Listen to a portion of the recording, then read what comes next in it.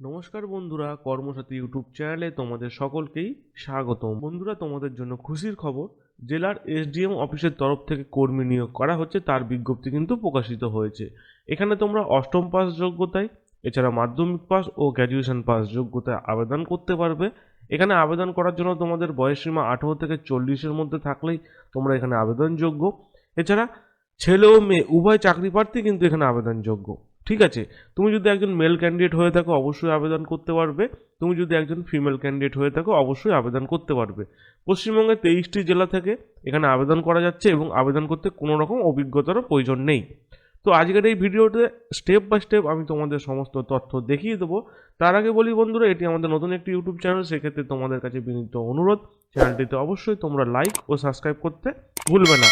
তোমাদের একটি লাইক ও সাবস্ক্রাইবে খুবই মোটিভেটেড করে নতুন নতুন ভিডিও এই চ্যানেলে আপলোড করার জন্য। তো চলো আজকের এই ভিডিওতে দেখে নাও এখানে কিভাবে তোমরা আবেদন করবে স্টেপ বাই স্টেপ। বন্ধুরা, তোমরা অন স্ক্রিন দেখতে পাচ্ছ আমি সেই অফিসিয়াল নোটিফিকেশান ওপেন করে ফেলেছি। ঠিক আছে, এই নোটিফিকেশানটি আমার ভিডিও ডেসক্রিপশন বক্সে যে লিঙ্ক আছে টেলিগ্রামে, সেই টেলিগ্রামে জয়েন্ট হয়ে তোমরা সরাসরি সেখান থেকে ডাউনলোড করে নিতে পারো।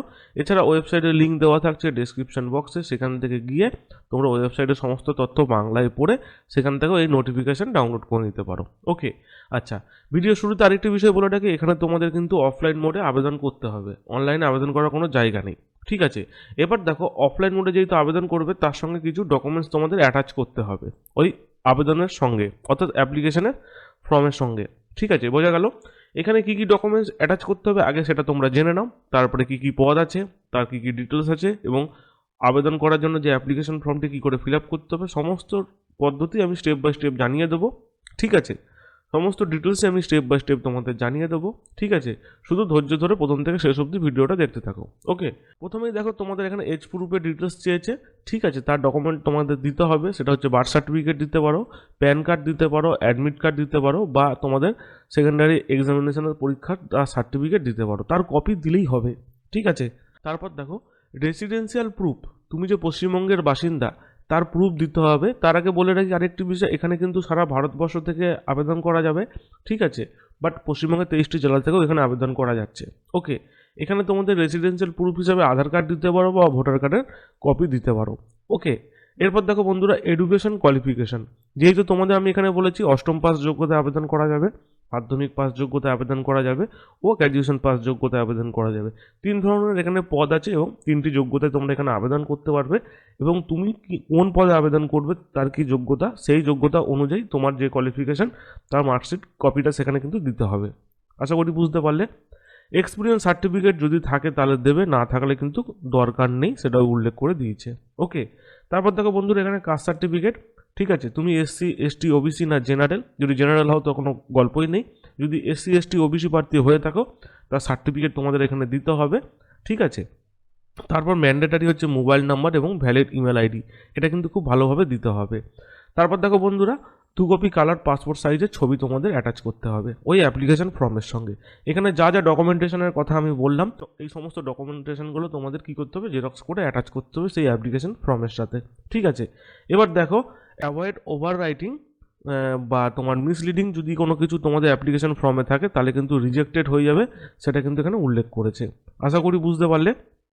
ঠিক আছে, এখানে তোমাদের নিয়োগ হবে 2টি স্টেপের মাধ্যমে, একটা হচ্ছে রিটেন টেস্ট আর 2 হচ্ছে ইন্টারভিউ। ঠিক আছে, এই রিটেন টেস্ট এবং ইন্টারভিউর মাধ্যমেই কিন্তু তোমাদের এখানে নিয়োগ প্রক্রিয়া সম্পূর্ণ হবে। আর এখানে কিন্তু টিএ বা ডিএ কোনো রকম কিন্তু দেওয়া হবে না কিছু, সেই বিষয় কিন্তু তোমাদের বলে দিয়েছে। ঠিক আছে, আরেকটি বিষয়, এই যে অ্যাপ্লিকেশন ফর্মটি সেটি কিন্তু ফিল আপ করে নির্দিষ্ট ড্রপ বক্সেই ফেলতে হবে। ঠিক আছে, আদারওয়াইজ অন্য জায়গায় ফেললে সেটা রিজেক্টেড হয়ে যাবে, ভুলভ্রান্তি থাকলে সেটাও রিজেক্টেড হবে। তার সঙ্গে ওভার রাইটিং যদি তোমাদের অ্যাপ্লিকেশন ফর্মে হয়ে থাকে বা কোনো রকম যদি কোনো ভুলভ্রান্তি করো তাহলে সেটাও রিজেক্টেড হচ্ছে। ঠিক আছে, ফিজিক্যালি তোমাদের গিয়ে কিন্তু সাবমিশন করতে হবে, সেটা কিন্তু এখানে উল্লেখ করে দিয়েছে। আশা করি বুঝতে পারলে। আচ্ছা, এবার তোমরা দেখে নাও এখানে কি কি পদ আছে এবং কোন কোন পদে তোমরা আবেদন করতে পারবে। তো তোমাদের আমি শুরুতেই বলেছিলাম যে 8 পাস যোগ্যতায় বা মাধ্যমিক বা গ্র্যাজুয়েশন পাস যোগ্যতায় তোমরা আবেদন করতে পারবে। মেল এবং ফিমেল বোথ ক্যান্ডিডেটই ক্যান অ্যাপ্লাই। ঠিক আছে, উভয় প্রার্থী কিন্তু এখানে আবেদন করতে পারবে। তো দেখো superintendent for girl hostel.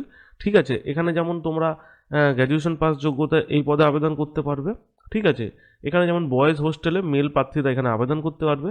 Caretaker এই পদে আবেদন করার জন্য তোমাদের মাধ্যমিক পাস যোগ্যতা লাগছে, ঠিক আছে। এরপর দেখো কেয়ারটেকার এই পদে আবেদন করার জন্য তোমাদের মাধ্যমিক পাস যোগ্যতা লাগছে, এখানেও আবেদন করার জন্য ফিমেল পাস যোগ্যতা লাগছে। কুক ফর বয়েজ হোস্টেল এই পদে আবেদন করার জন্য তোমাদের 8 পাস যোগ্যতা লাগছে, ঠিক আছে। তো এই সমস্ত পদগুলিতে আবেদন করার জন্য বন্ধুরা কিন্তু তোমাদের 8 পাস যোগ্যতা লাগছে, ওকে। ওপরের এই দুটো পদের ক্ষেত্রে তোমাদের লাগছে মাধ্যমিক পাস যোগ্যতা, এবং ওপরের এই দুটো পদের ক্ষেত্রে তোমাদের লাগছে গ্র্যাজুয়েশন পাস যোগ্যতা, ঠিক আছে। এবার দেখো বন্ধুরা, নিচে যে কর্মবন্ধু বয়েজ হোস্টেলের জন্য এবং কর্মবন্ধু গার্লস হোস্টেলের জন্য এই দুটো পদের ক্ষেত্রে তোমাদের কিন্তু অনলি ফর লিখতে এবং পড়তে জানলেই তোমরা কিন্তু এখানে আবেদন করতে পারবে। আশা করি বোঝাতে পারলাম। আবারও বলে দিচ্ছি তোমাদের, ওপরে যে দুটো পদ আছে সুপারিনটেন্ডেন্ট অফ গার্ল হোস্টেল, এই পদে আবেদন করার জন্য মেল ফিমেল বোথ প্রার্থীদের ক্ষেত্রে গ্র্যাজুয়েশন পাস যোগ্যতা লাগছে, ঠিক আছে। তাছাড়া এই যে 3 নম্বর থেকে কেয়ারটেকার থেকে একবারে তোমাদের এই যে দারোয়ান কাম নাইট গার্ড, যেখানে মেল এবং ফিমেল উভয় প্রার্থী আবেদন করতে পারবে, এই সমস্ত পদের ক্ষেত্রে অনলি ফর 8 পাস যোগ্যতা থাকলে আবেদন করতে পারবে। আশা করি বোঝাতে পারলাম। এবং নিচে দেখো কর্মবন্ধু, যেটা গার্লস হোস্টেল এবং বয়েজ হোস্টেল, এই পদের ক্ষেত্রে তোমাদের কিন্তু অনলি ফর লিখতে এবং পড়তে জানলেই হবে। বাংলা ভাষায় লিখতে এবং পড়তে যদি জানো তাহলেই তোমরা এখানে আবেদন করতে পারবে। আশা করি বোঝাতে পারলাম, ঠিক আছে। তো এবার বিষয়টি হচ্ছে তোমাদের এখানে দেখো কিছু ডিটেলস উল্লেখ করে দিয়েছে, সেই ডিটেলসগুলো তোমাদের জেনে নেওয়া দরকার, ঠিক আছে।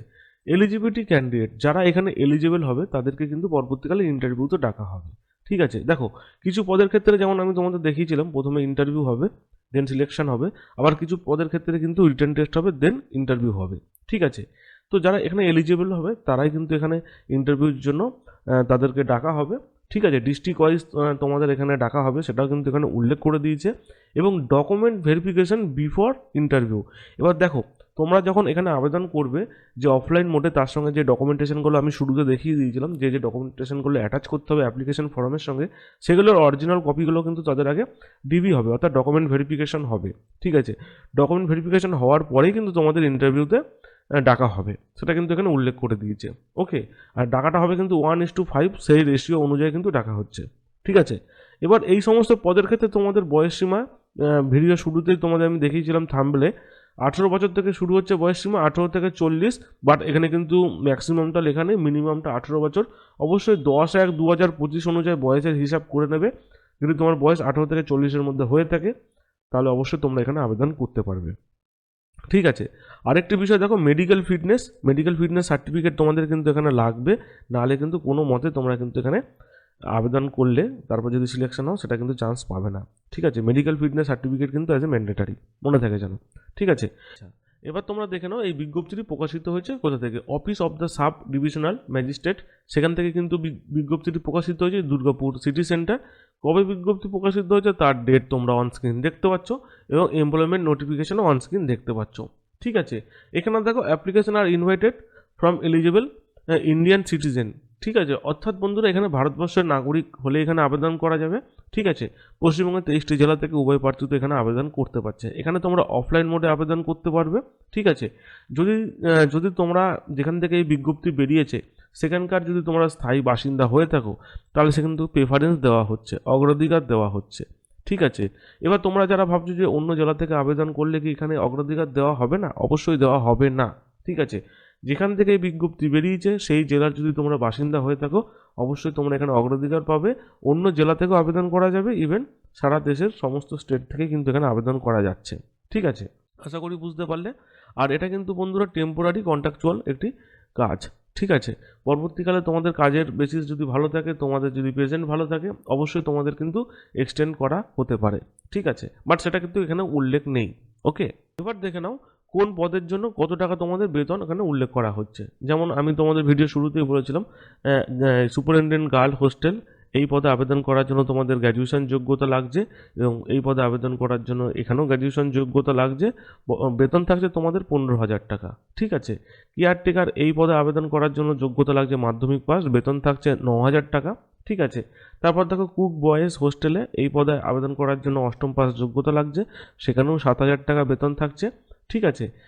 তারপর তোমরা দেখো একটু নিচে চলে আসো, এই যেহেতু এগুলো একই পদ এবং পদের ক্ষেত্রে একই বেতন, সেটা আমি আর ডিটেলসে উল্লেখ করলাম না। দারোয়ান কাম নাইট গার্ডস গার্লস বা বয়েজ হোস্টেলে তোমরা আবেদন করার জন্য এই পদের ক্ষেত্রে 8ম পাস যোগ্যতা লাগছে, বেতন থাকছে 6,000 টাকা, ওকে। এবং কর্মবন্ধু এই পদে আবেদন যদি করতে চাও তাহলে তোমাদের এখানে রিড অ্যান্ড রাইট, ঠিক আছে, তোমাদের লিখতে এবং পড়তে জানতে হবে, যেখানে তোমাদের বেতন থাকছে 5,000 টাকা। আশা করি বোঝাতে পারলাম। এই সমস্ত পদগুলি এখানে রয়েছে, তার বেতন, বয়সসীমা, সমস্ত তথ্যই উল্লেখ করে আমি দিলাম তোমাদেরকে। ওকে, এবার দেখো বন্ধুরা, অ্যাপ্লিকেশন ফর্ম। তোমরা এখানে অ্যাপ্লিকেশন ফর্মটি কী করে ফিল আপ করবে দেখে নাও, ঠিক আছে। ফর অফিস ইউজ অনলি, ঠিক আছে, এখানে অফিস কাজ করবে, তোমাদের এখানে কিছু করার দরকার নেই।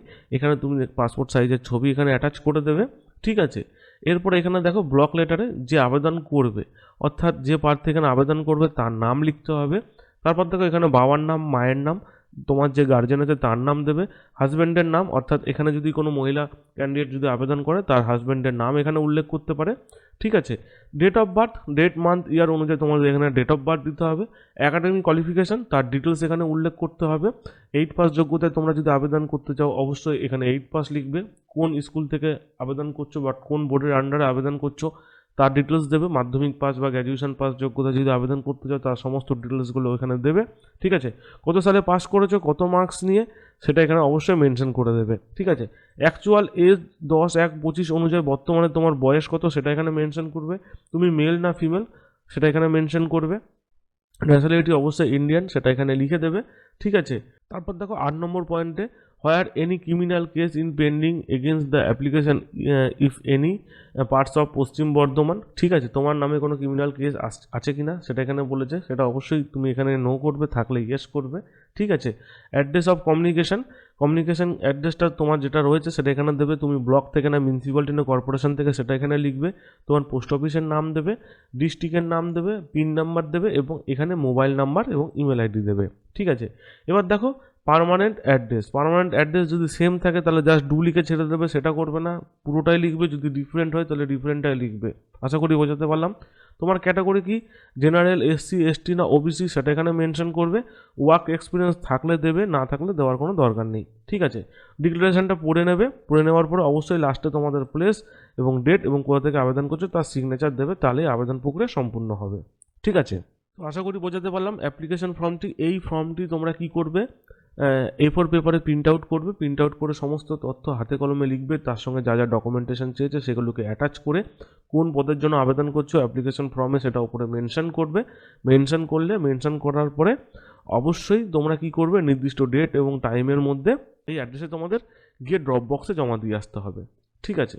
এই যে অ্যাড্রেসটা আছে, ঠিক আছে, এই অ্যাড্রেসে তোমাদেরকে জমা দিয়ে আসতে হবে। আবেদন করার শেষ ডেট হচ্ছে 28/1/2025, ঠিক আছে। এইটা হচ্ছে আবেদন করার শেষ ডেট।